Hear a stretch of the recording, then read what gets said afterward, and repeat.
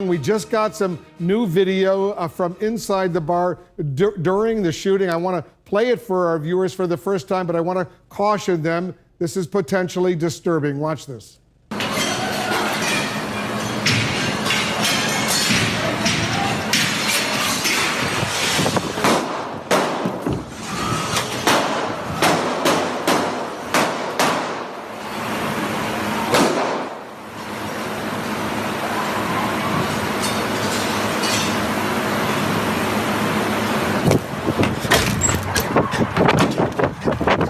Run, go! He's coming out this door!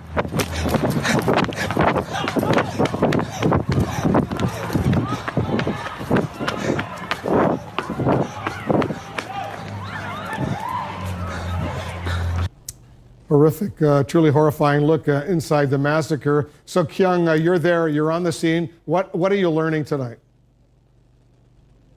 Well, the FBI is trying to figure out exactly why this man would do this. This is someone who multiple friends have told CNN that they simply don't understand. A normal guy, a guy who went to serve his country. So the FBI has been at his home, the home that he shared with his mother throughout the day, trying to piece the picture together of a disturbed mind. We're now learning more about the gunman who turned this California bar into a gruesome crime scene.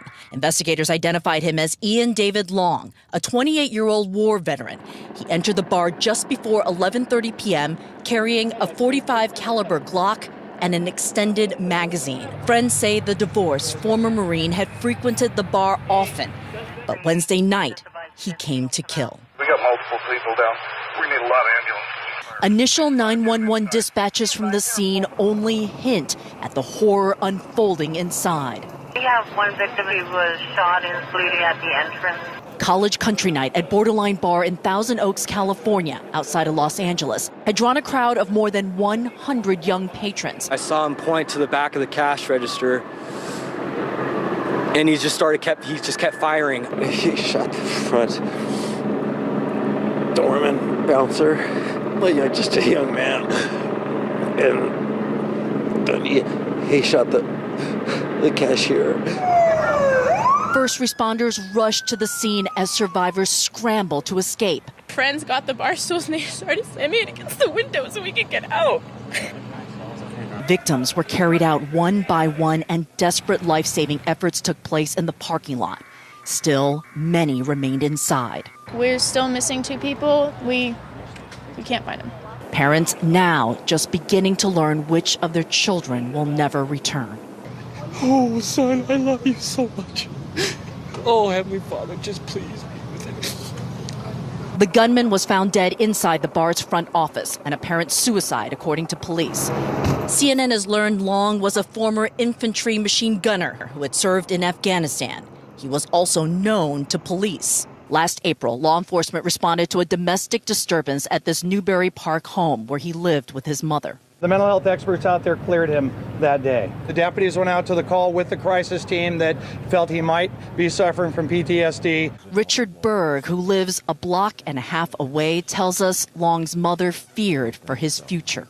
She might have been afraid of him herself. I don't know. She never said that. But she was living in hell. Now, CNN did speak with several of the childhood friends of this gunman. One vaguely remembers this gunman mentioning that he had trouble sleeping. He had some nightmares, anxiety. But another friend who didn't hear anything like this, Wolf, says, quote, "I don't know what the hell happened." Wolf? Awful story. Our Kyung, thank you very much. Kyung La on the scene for us in California. Let's bring in our CNN law enforcement analyst, the former FBI Special Agent Josh Campbell. He's in Thousand Oaks for us tonight. Also with us, CNN counterterrorism analyst, the former CIA official Phil Mudd. Josh, you're there. You're out there in Thousand Oaks. Agents are searching the shooter's home, his car. What are they looking for? Well, Wolf, the shooter is dead, so officers cannot interview him to try to get to the motive, to get to his rationale, what was going through his mind when he planned and then executed this deadly incident behind me. That leaves the physical evidence, the digital evidence, and other evidence that they're going to be looking for at the car, at the house, and the like to go through in order to paint the picture of who this person was. We heard from law enforcement officers just a short time ago at a press conference. The FBI Los Angeles field office has their evidence response team here. They are going through the scene behind me, the bar where this happened. They're also looking at the car. They're looking at a residence. Again, trying to go through and find out, is there any evidence there that might indicate why the shooter did what he did? Perhaps a letter, a manifesto, some type of digital trace, social media evidence and the like. Again, a very lengthy, large-scale investigation that's underway right now, but that is what is going to be required in order to try to figure out why the shooting happened here, Wolf. Phil, I want to show our viewers once again the very disturbing video that we just received from what happened inside this bar in Thousand Oaks right outside of Los Angeles. I want you to watch it as well. Let's discuss what we're about to see.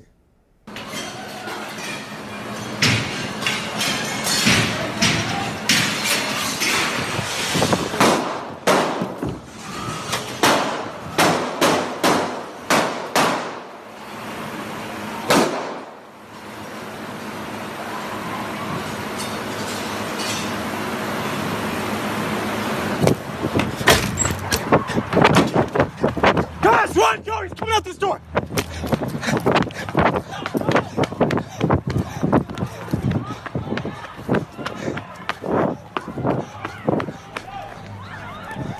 So, Phil, what can authorities learn from this video? And I suspect there's probably going to be a lot more video they'll be reviewing. Sure. I mean, you've got to look at the forensics from that. For example, the shells that were shot in that environment, what weapon they picked up there. But there's a broader question I'd be asking seeing that video, and it's something the FBI spoke about today with the sheriff's office, and that is motive. Somebody walked in rapidly to a dark environment, looked like they shot indiscriminately, and they shot a lot of rounds quickly. If you're looking to the motivation of that individual, that tells me obviously the individual wasn't picking out targets. Why did they select the location if we can presume they didn't select the individuals to hit? I think I looked at that video and took away that this is somebody who wanted to just go in and shoot as many people as he could without trying to determine who they were in the first place. The other thing I took away is just to spend a moment of silence saying, thank God there's a law enforcement officer who went into a dark environment not knowing who would find in there. I mean, that obviously not a well-lighted situation, and sacrificed his life to go into a place that a lot of us, me included,